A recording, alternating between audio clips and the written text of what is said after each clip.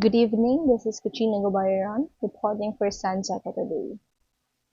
Breaking news from the quiet town of San Diego.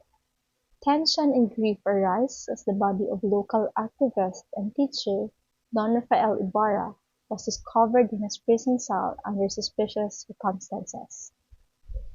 Don Rafael, known as advocating reforms and helping the poor, had been arrested weeks ago following a conflict with a Spanish Guardia Civil officer.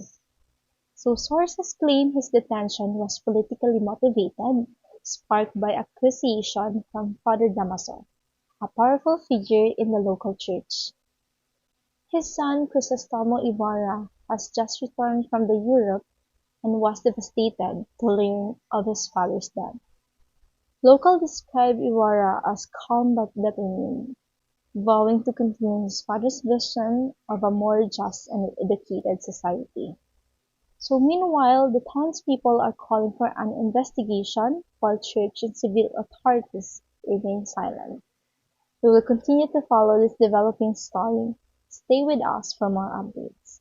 So this is Katrina Gabayan, San Diego Today, back to you in the studio.